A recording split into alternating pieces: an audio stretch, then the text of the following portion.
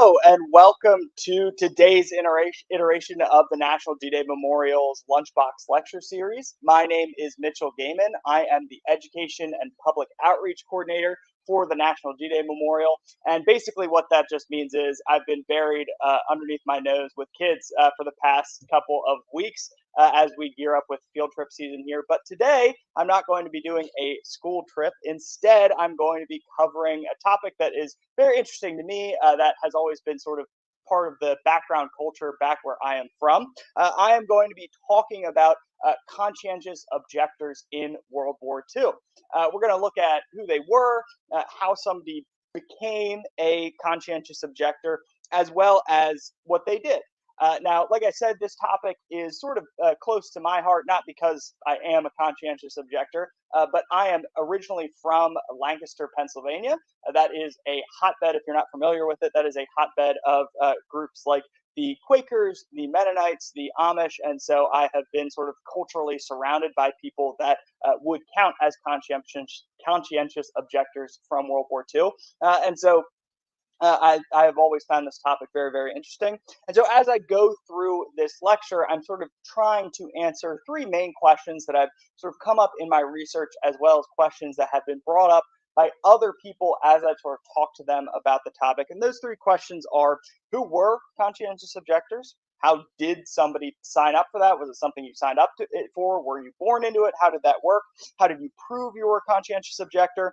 And finally, what all did conscientious objectors do? What did their experience in World War II look like? And so the first thing, those are my three questions: sort of who they were, what they did, how did you become one? And the first thing that we should, or that I should point out, really, is that the conscientious objector system of World War II was not something that was created in a vacuum. It did not just appear suddenly in 1940 or 1941. It was based off of a system that existed in World War I. Now, over here, I have a poster sort of on the farthest side over here that says "Wake Up, Lancaster." Lancaster, like I said, is where I'm from, and again, it is pronounced Lancaster instead of Lancaster. But this was a poster that was made specifically to address sort of historic peace churches in this part of Pennsylvania. So, like I said, the Mennonites, the Quakers, because the United States in World War I recognized that they sort of need to galvanize this group into action because they weren't really falling in line with the general war effort. And so that was just sort of how it worked before a draft actually began. Once a draft began in World War I, the United States faced an issue where there was this group of people that were getting drafted that were refusing to serve in the armed forces. And they weren't really prepared to deal with this. You can see over here, I have a picture of a conscientious objector, sort of not really demonstration, but just walking around carrying some signs saying that they weren't planning on getting conscripted or drafted. And so this was an issue that the United States faced in World War I. They had this group of around 2,000 that ended up getting drafted, what they called absolute conscientious objectors. So they refused to serve in the armed forces in any way. And so they were initially in World War I, they were imprisoned in military facilities. They were subjected to oftentimes some form of reprisal punishment that usually was shortened rations or solitary confinement. Some conscientious objectors were actually beaten by the guards of the military installations they were at. And there are actually 2 deaths amongst conscientious objectors during World War I. Eventually, the military recognizes that's not a great way to handle these people, considering they are American citizens. And once there was a shortage of farmhands during World War I, they create this furlough system where conscientious objectors would go out and work on farms. And so because of the generally accepted lack of this system in World War I, nobody was happy with how this system worked. The historic peace churches, those are the Mennonites, the Quakers, and the Quakers, the Society of Friends, the official name, they're called Quakers, and the Church of the Brethren, sort of work in the interwar period, so those years in between World War I and World War II, to try and create a better system. And that involves testifying before Congress, meeting with local senators, trying to get a better system to get made in in case another war starts, which luckily or unluckily, they were prepared because another war does break out. So all this work does not go in vain because another war does break out, and so they do need a better system. And so the result of this work by the historic peace churches in between World War I and World War II is something called the Selective Training and Service Act of 1940, which is by itself its own act of Congress, but their work created Section 5G. So this is a part of the Selective Training and Service Act, which deals with the draft. And this Section 5G, which was passed in September of 1940, deals specifically with conscientious objectors, how they're going to be handled, how everything should work if one of these people ends up getting drafted. And so this act says nothing contained in this act shall be constructed to require any person to be subject to combatant training and service in the land and naval forces of the United States who, by reason of religious training and belief, is conscientiously opposed to participation in war in any form. Any such person claiming such exemption from combat training or from combatant training and service because of conscientious objections, whose claim is sustained by the local draft board, shall, if he is inducted into the land or naval forces, so if he's drafted under this act, be assigned to non-combatant service as defined by the president. Or if he be found conscientiously opposed to participation in such non-combatant service, in lieu of such induction, be assigned to work of national importance under civilian direction. So that's a lot of words. That's a lot of government jargon. Basically, what it means is if a conscientious objector, so someone belonging to the historic peace churches or someone else who, by their religious upbringing and religious beliefs, if they are drafted or roped into the draft and they can prove that they are a conscientious objector, there are going to be allowances made for them. Those allowances are either working as a non-combatant with the military, so still being part of the military or being a non-combatant, or working in some other form of civilian-led group, so they're not underneath the military, in work of national importance. And we'll talk about that a little bit later. So essentially, this act institutes the existence of conscientious objectors as a class of draftees. So it explains how they would identify themselves, who qualified as a conscientious objector, and what they would be doing. So here is where we come to the answer of one of the major questions that people have about conscientious objectors, which is, who were they? Well, the answer is anybody that can prove by their religious training that they are opposed to serving in the military. That is what the Selective Training and Service Act of 1940 puts into law. So overall, most of the conscientious objectors in World War II come from the historic peace churches. Again, that's the Mennonites, the Society of Friends, and the Brethren. So the Mennonites are the largest group of the peace churches that make up conscientious objectors at around 39%. The next largest is the Brethren, and then that is followed by the Society of Friends or the Quakers. Now, I should say right off the bat, have been a little bit upset with historians that I've been reading as I'm going through this research because they lump the Amish and the Mennonites together as one lump group. This is technically not true. They are not technically the same groups. Mennonites were a schism from, or Amish were a schism from Mennonites. So technically they shouldn't be lumped together. They should be counted differently, but historians just all group them together. So the Mennonites are the largest group, then the Brethren, then the Quakers. However, that only accounts for 58% of conscientious objectors. So while the historic peace churches make up a large percentage of conscientious objectors, they are not the only ones who are conscientious objectors. In all, as many as around 200 different denominations, so different groupings of Judeo-Christian belief, is represented within the civilian public services, which we'll talk about this CPS in a little bit. And so that includes that includes Methodists, Catholics, Presbyterians, as well as non-Christian groups. So Native Americans belonging to tribes like the Hopi or Hopi, still not 100% on how to pronounce it. I've heard a bunch of different pronunciations, and Jewish Americans. So not just Christians are represented in conscientious objectors, although they make up the vast majority of it. So that was, all of that was completely fine if someone could prove that their aversion to military service came from, came from religious training. But there are plenty of Americans whose pacifism stems from moral disagreement or sort of political belief. And so the Selective Training and Services Act does not make any sort of accounting for them, or does not really give them a path towards conscientious objector status. And so, for example, there are plenty of cases of American communists who refuse to serve in the military because they feel like the war is simply pitting the worker class of Germany and the worker class of America against one another. This is not a valid way, according to the United States government, this is not a valid way to obtain conscientious objector status. And so many of the people who refuse their draft orders based on this principle are thrown into prison because they're refusing their draft orders. Not all religious training is treated equally either.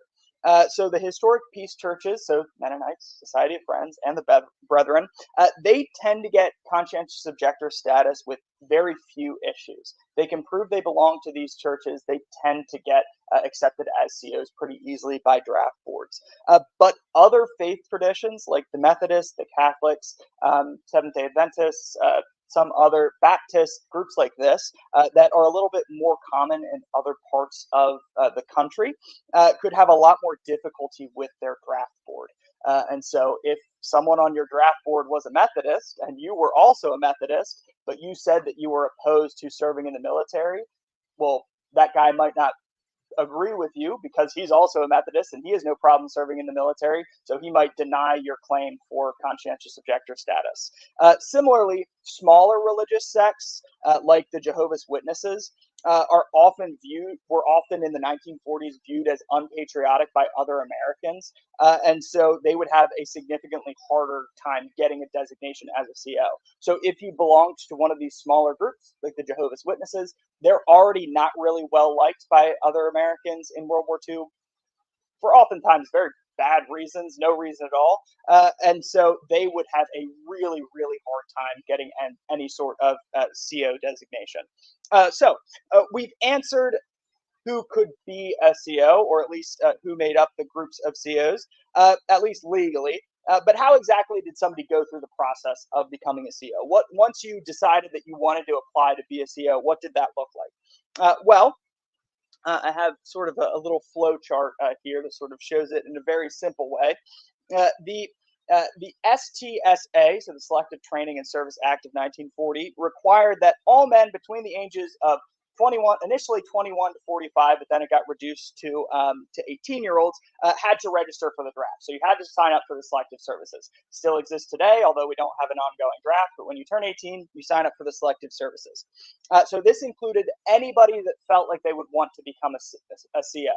So even if you were a Mennonite, even if you were a Quaker, a Brethren, and you wanted to be a CO, you still had to sign up for the selective services. That was not something you could get out of. You still had to do it. So they'd go through the normal draft process. If they got drafted, their draft number would be called. They'd have to go to their local draft board. They would get a medical screening, sort of make sure that they fit the requirements for a military draftee, because it didn't matter if you wanted to be a conscientious objector if you had really bad flat feet. If you had a medical reason that would disqualify you from serving in the military didn't care if you were a conscientious objector. They didn't want you anyway. And so you'd go through the medical, screening. If they're found to be medically sound and they still wanted to be considered as a conscientious objector, then they needed to ensure that their paperwork was in order. And so they needed to fill out specifically something called DSS Form 47. And if this piece of paper, if this form was not properly filled out, it could cause a lot of problems to somebody who wanted to become a conscientious objector. Even if you had a bunch of people, your whole church congregation, come and say, no, trust me, he's Mennonite, he's pacifist, he's been like this his whole life. If you don't have this piece of paper filled out, it can prove problems, but this depends on the draft board. Some draft boards are a lot more willing to overlook things than others, and we'll get into that a little bit later. So this form is essentially a questionnaire for a draftee's beliefs. So I have some questions from the form here. So here are some example questions. So question number 4, under what circumstances, if any, do you believe in the use of force? So a draftee would have to sort of write out their answers to that question, because if you believed that a use of force should happen in some instances, well, the draft board might be thinking that you should probably not be a conscientious objector. Number 6, have you ever given public expression, written or oral, to the views herein expressed as the basis for the claims you made above? So you said that you believe that no force should be made, or should be used at all. Have you ever said something publicly that has sort of proven that point? Have you ever given a speech at church? Have you ever said something to your friends? Are there people that can vouch for that statement that you've made? If so, when and where? And then finally, 10, give the names and other information indicated concerning persons who could supply information as to the sincerity of your professed convictions against the participation of war. So do you have people, your pastor, your parents, maybe some other guy in your church, what have you, that can prove that you have always belonged to this historic peace church? Can you prove? Can they come forward and say, yes, this person is definitely a pacifist? Now, these questions that you'd fill out in the DSS form, oftentimes a prospective CO would also get interviewed by the draft board, and so they might be asked the same questions again in person to see how well that they would respond to these things. Oftentimes, groups of that are sort of associated with the Mennonites or the Quakers or the Brethren would sort of train prospective COs in how to answer questions during interviews. And so if you were really worried about your draft board interview, they would actually provide training to make sure that you could give answers to the questions properly. And so if your medical examination went well and you were suited for military service, if your paperwork was filed, then you meet with the local draft board. Like I said, you meet with them for an interview. And we'll go back to this page. And this is sort of the second to last thing that would happen.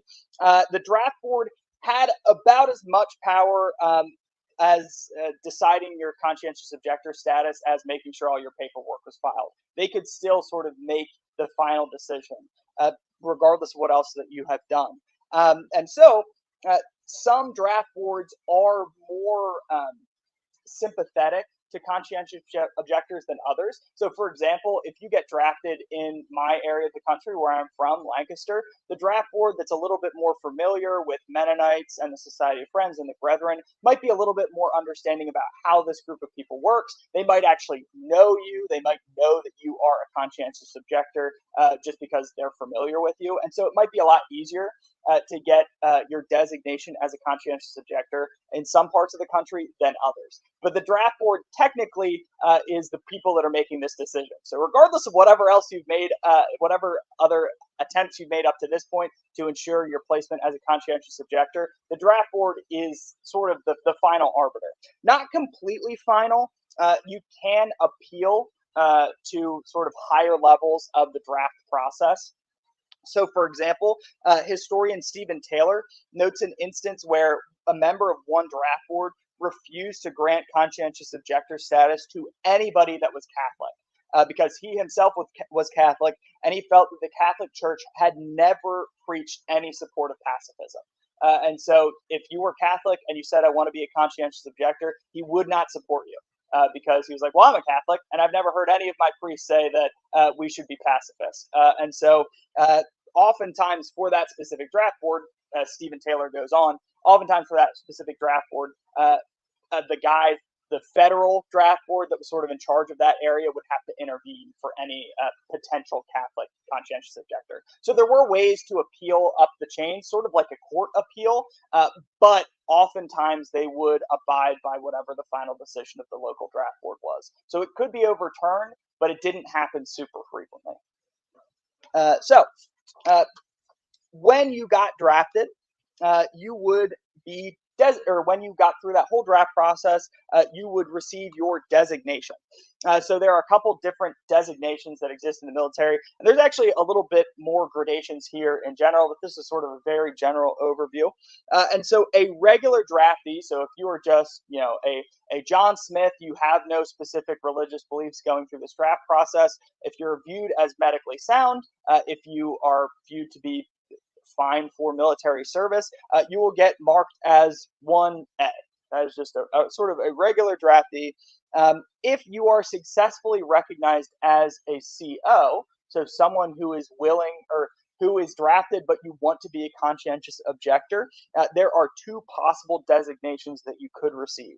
The first was 1A0, and this referred to a CO or a conscientious objector that would willingly serve in a non-combat role, like a medic. So, as an example, pictured over here, I have Desmond Doss. He is probably one of the most famous conscientious objectors from World War II, if not the most famous. He is portrayed in the, not necessarily recent, but as far as World War II movies go, kind of new movie, Hacksaw Ridge. And so he is someone who is a conscientious objector who refused to carry a weapon. He didn't want to take anybody's life, but he was still willing to serve in the military. And so this is what a 1-A0 CO is. You are someone who does not want to perpetuate violence. You don't want to be fighting someone else.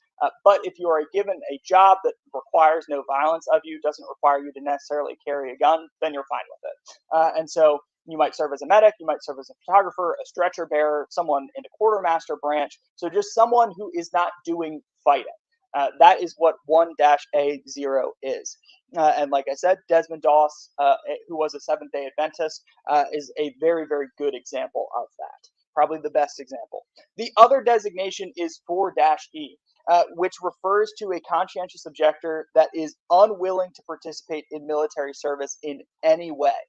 And so they needed to be sent towards work under civilian direction. That's the civilian public services. And we'll talk about the CPS in a second. So if you were someone who was fit to be drafted, but you were confirmed as a conscientious objector, you refused to serve in the military, you would be a 4-E. You would be doing something other than military service. And so it's been noted by lots of different historians that many COs were willing to serve in the military, just so long as they didn't use violence. So this is honestly more common than people that refuse to serve in the military anyway. People that want to work with the military but don't want to carry weapons is actually more common amongst COs.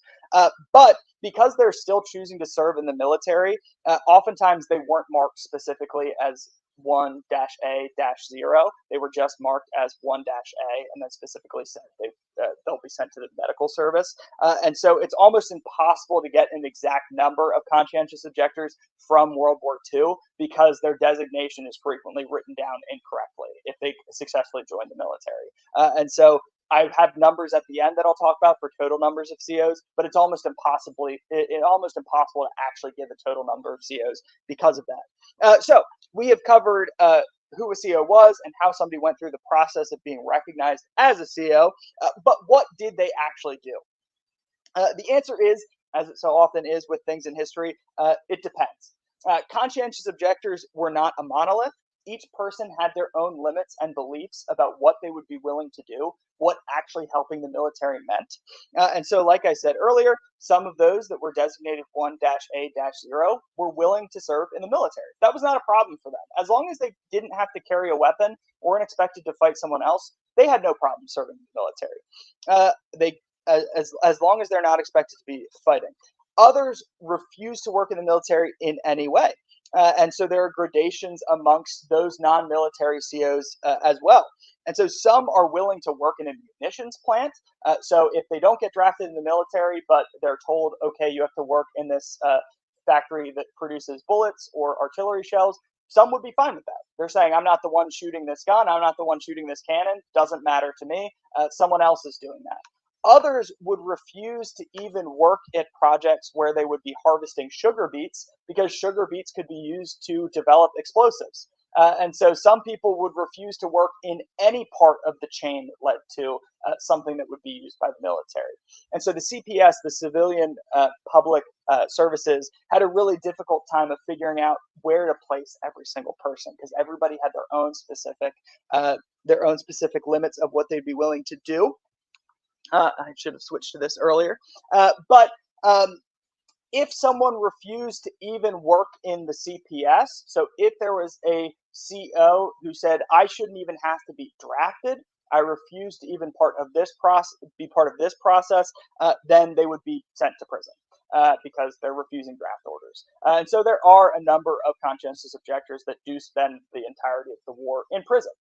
For being conscientious objectors. That is a very small minority, but that is still a thing that happens. So you're either serving in the military, you're serving in the CPS, or you might be in prison.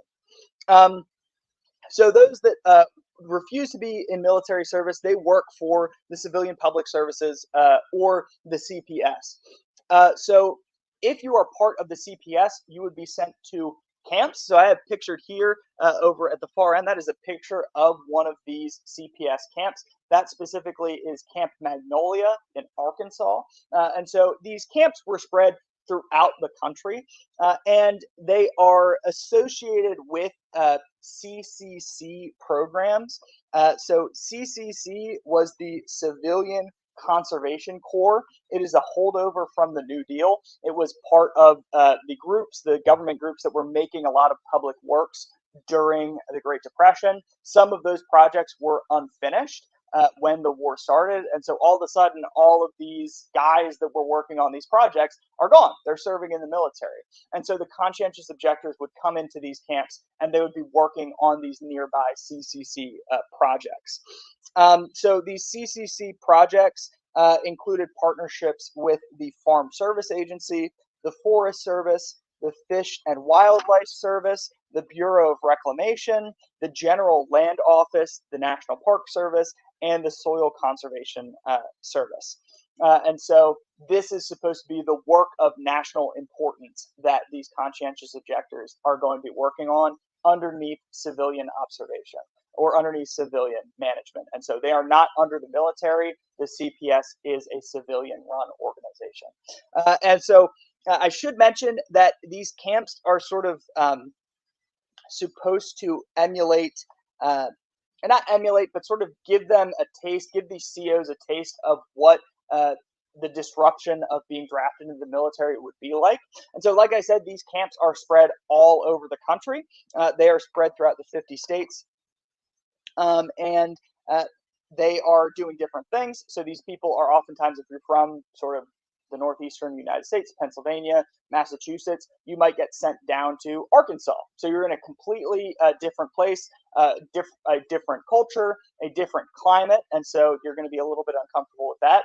The government tries to make sure that people put in these camps belong to are from different states, and so Magnolia, this camp in Arkansas, had representatives from almost all of the 50 states in these camps, and so you're not with fellow Massachusetts citizens. You're not with fellow Pennsylvanians. They're trying to disrupt your life just like the military would. Not exactly, obviously. Going to Arkansas is different than being shipped over to Okinawa, but it is supposed to disrupt your life in this way.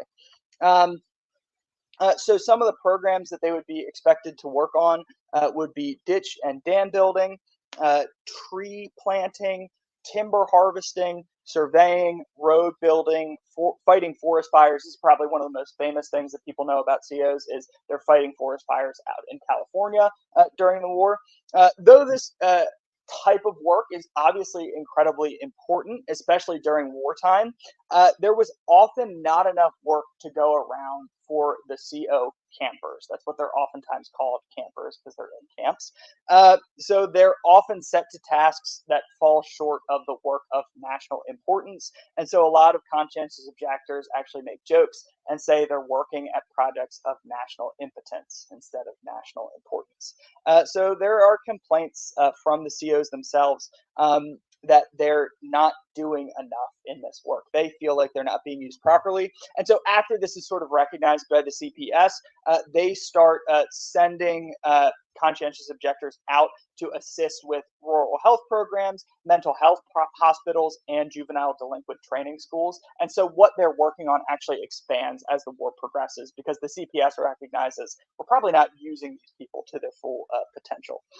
So not all the CPS camps were designated to something as simple, quote unquote, as road building and trench digging. COs, conscientious objectors, since they had gone through the whole draft process before they gained their designation, it was recognized that they are all medically sound, just like any sort of naval ensign or Army private. They would be just as physically fit as these people. The only difference is they don't want to be serving in the military. They believe they shouldn't be serving in the military. And so they are the perfect stand-ins for actual soldiers when it comes to medical tests and scientific research. And so I have here COs putting their bodies and their safety on the line as well, or putting their safety on the line too.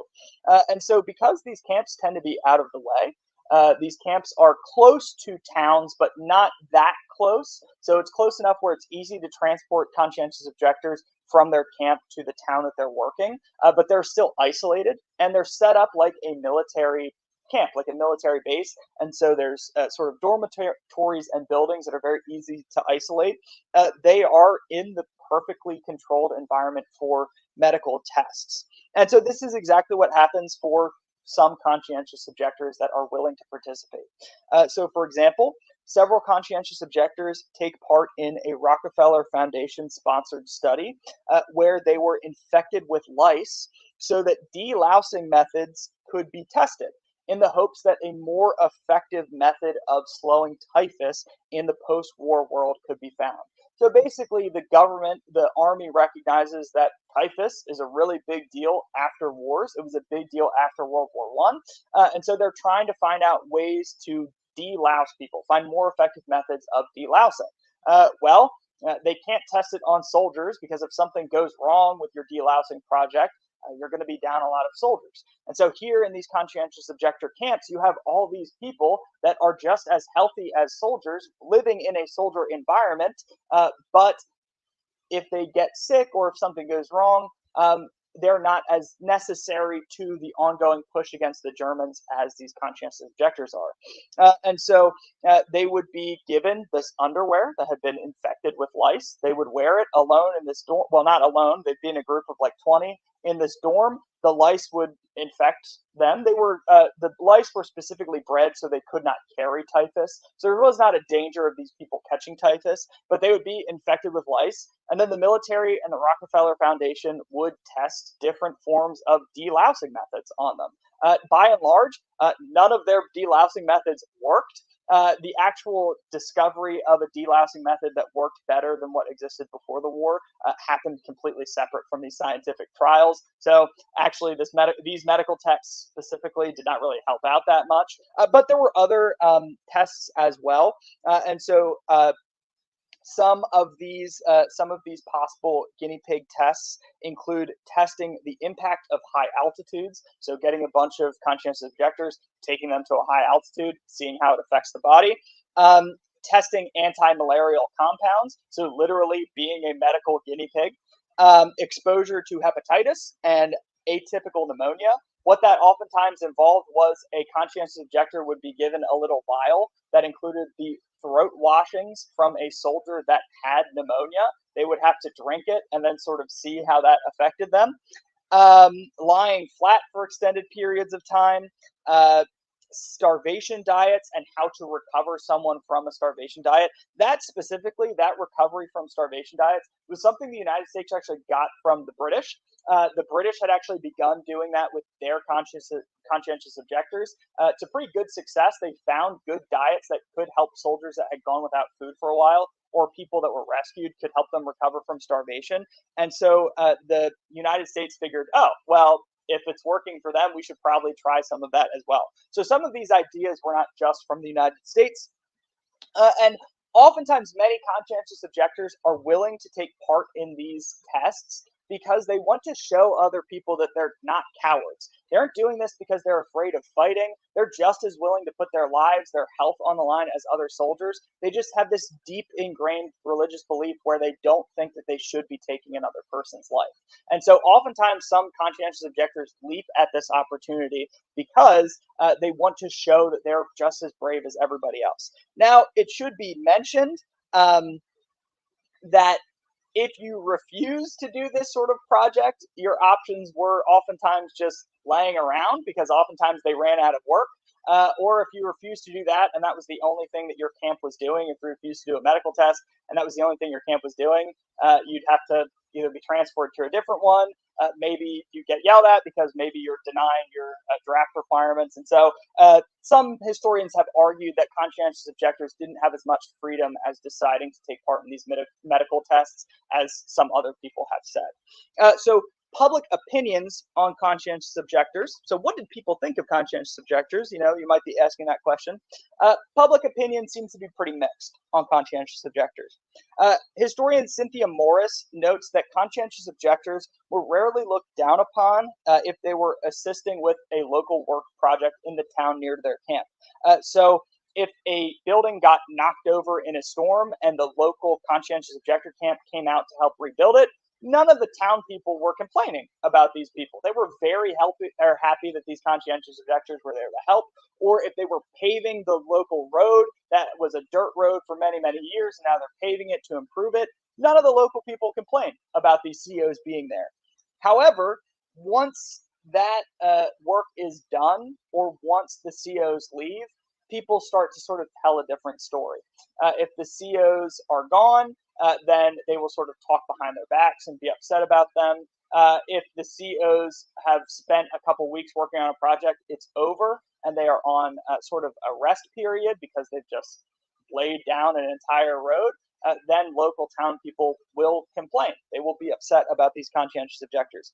So, for example, one Virginian conscientious objector that was at the Magnolia camp in Arkansas was told that he could not attend the Baptist church that he had been going to church service on Sundays by the local elders of that church once they found out that he was a conscientious objector. So previously they had thought that maybe there was a medical reason about why he wasn't in the military. Once they found out he was a CO, they actually met him outside of the church and said, "Sorry, son, you can't keep coming here. You have to go find somewhere else to go to church." Another example, three conscientious objectors, also from the Magnolia camp. They were spending a Sunday at rest in a local town square. They actually had to run away from a mob of townspeople that gathered once they realized that they were conscientious objectors. Some of them accused them of being German spies because one of the conscientious objectors was painting a picture of the local town hall, and they were convinced that he was going to be sending that picture over to the Nazis.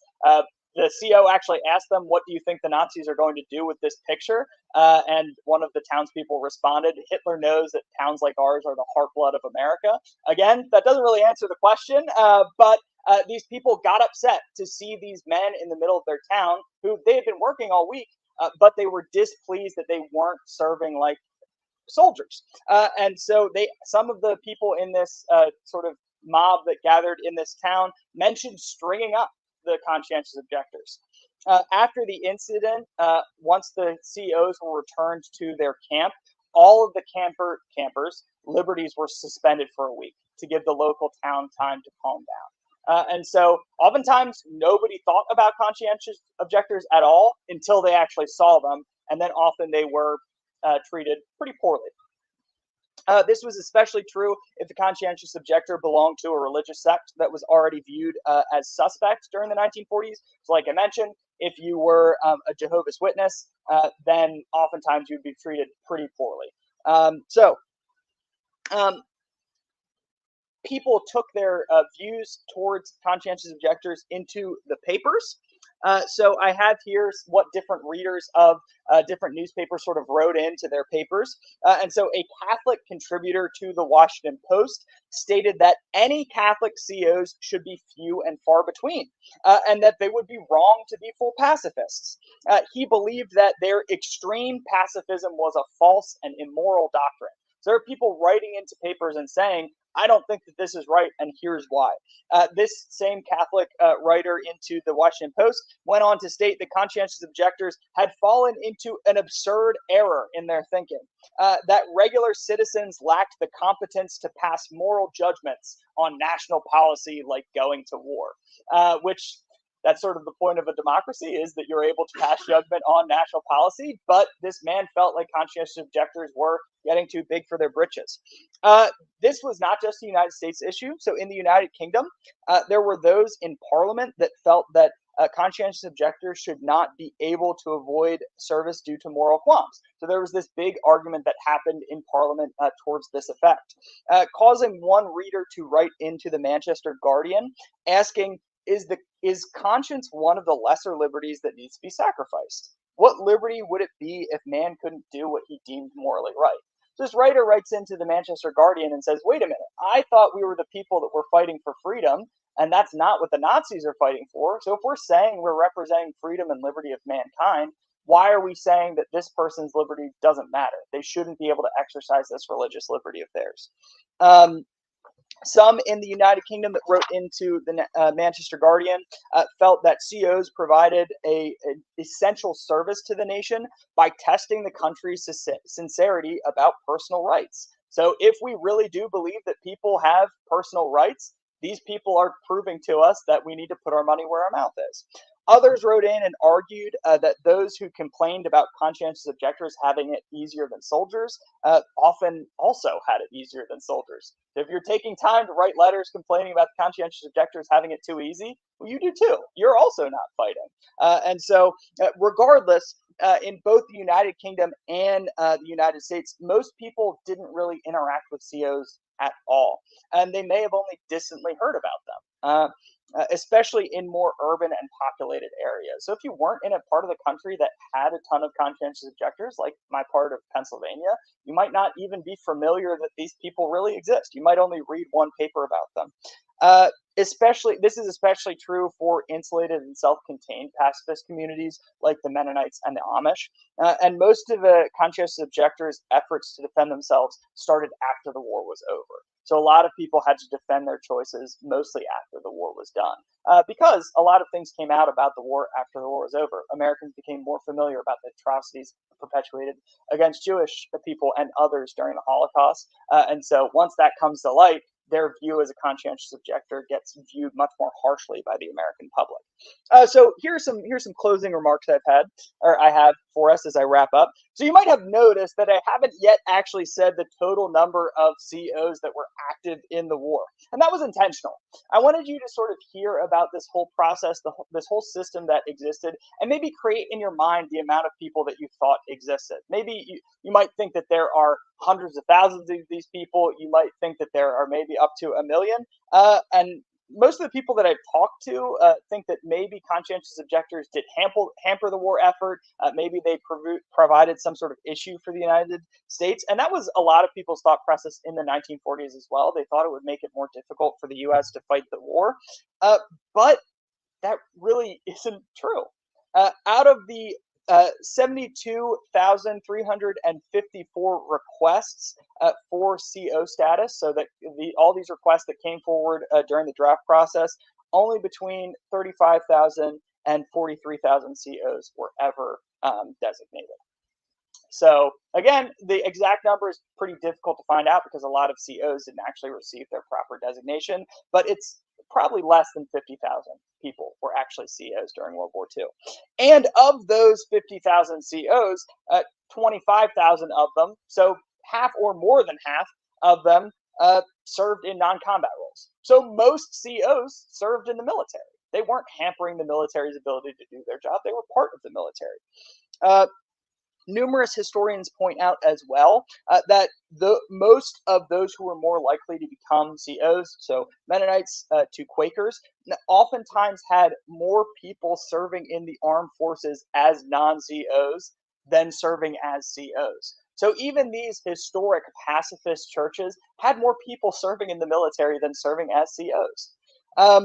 Compared to the 16.4 million Americans that served in the armed forces, the number of COs at no point threatened the United States' ability to wage war. There just simply wasn't enough of them to actually be an issue. COs were not just an American thing either. As I mentioned earlier, the United States based some of their conscientious objector policies off of the British, and there existed some in Canada as well. There's a pretty sizable Mennonite population in parts of Canada. It is perhaps important to keep in mind that the United Kingdom, which was under the threat of invasion much more imminently than the United States ever was in World War II, had numerous citizens write into papers defending the rights of conscientious objectors. So here's a country that is feeling the effect of this war much more than the United States, and there are still people in these countries that are defending the right of conscientious objectors to exist. Finally, it is important to remember, for most, if not all, of conscientious objectors, that they weren't doing this because they wanted to shirk their duties as citizens, or because they didn't believe that the Nazis were evil, or that they were lazy. Rather, this was a deep-seated religious belief, and many of them felt like they were fulfilling the role of showing that America really was as free as it said. Not only this, but many of them, outside of just being pacifist by religious belief, grew up in a religious culture that was pacifist. Their entire culture did not believe in violence. And so if a CO decided to serve in the military, they were under threat of maybe being cut off from their community. This is especially true in more conservative Mennonite and Amish communities. And so there are actually some examples of some non-military COs that served in the CPS that were cut off from their communities because they assisted, quote unquote, with the draft process. And so this was another thing COs had to keep in mind. Not only is it my moral beliefs that are in danger, but I might never be able to be part of my community after this war if I do serve in the military. To this end, I actually highly recommend an article by Cynthia Elder called Oral History as Moral Discourse, Conscientious Objectors and the Second World War. She looks at oral histories from conscientious objectors after the war and how they viewed their experience and how they explained their decisions. It's very, very interesting. And she actually talks about how some COs' memories are not true. The reasons that they gave in the 1940s for why they served actually changed as they got older. And so it's very, very interesting. I highly recommend it. So that's what I want everybody to keep in mind. This is not just a U.S. problem. This is not something that at any point threatened the United States' ability to wage war. And finally, these people weren't just doing it because they were lazy. There was real belief that was behind a lot of these people's decisions. So that is the official end of my time here, the official end of talking. We've got a little bit of time for questions. If anybody had any questions or statements that came up, I'd be more than happy to give you an answer if I can, although I'm by no means an exhaustive expert in this area. So, Adam, are there any questions that showed up online? Someone said similar experiences with CEOs in other countries of North America and did those governments suffer similar opportunities for CEOs to That's a really good question. So like I said, there are conscientious objectors that are existent in other allied countries.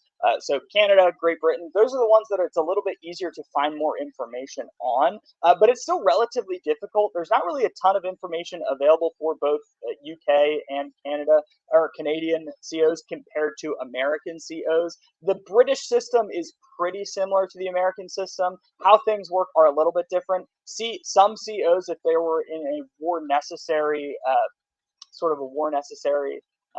job market, they would be able to keep working at their job, but their wages would be reduced. That's different than the American system. I didn't mention this, I definitely should have, but at these camps, COs are expected to support themselves. So if you were at Camp Magnolia, you had to pay in modern costs, you had to pay around $600 a month to support yourself there. So you were paying for the privilege of being a CO. In England, you still made money if you worked in a war necessary job. As a CEO, you just took a reduced pay. So it's a little bit different. In some ways, it's similar, but it's really difficult to find more information about some COs in other countries. I don't know a ton about Canadian COs. I have to imagine there aren't really COs that exist in France because they get taken over. So I don't have all the information about all of the other allied COs. It's a really good question. John? There's something like 30,000, 35,000 requests to go to space. And It oftentimes depended. It oftentimes really depended on the draft board itself. So it could be you didn't file the proper paperwork. That happened to plenty of people, and that was a big issue. So maybe you didn't file the proper paperwork. It may have been that while you believed that nonviolence was, you did believe that was true. Maybe you were a Baptist, the rest of your family were Baptists, and none of them believed in pacifism. And so it may have just been, well, you can't prove that this is your religious training. And so it may have been something like that. It may have been that someone on the draft board just didn't believe you or didn't like COs. There was one, I can't remember where it was in the country, but there was one specific draft board that the federal draft board had to intervene with very, very frequently because they almost never gave CO status. And so it oftentimes there was maybe a good reason. Other times there could be no real good reason at all. A lot of the power was left up to the draft board itself. Yeah, good question. Was a certain length of time that one has to be in the camp? Oh, yeah. So the expectation is you're going to be there for the duration of the war. So you are serving just like a regular soldier for the duration of the war. There are some differences with some of the jobs. So I mentioned you could be thrown in prison if you refuse to work with the CPS at all. That is not a duration of the war prison sentence. I think technically it starts out being a 3-year sentence. And so there are some people that get thrown into prison in 1941, and then their prison sentence actually gets reapplied in 1944, and in 1946, the president commutes those sentences after the war so that they don't have to serve they don't have to be in prison until 47. So it sort of depended on what you were doing, but by and large, the expectation was you are something.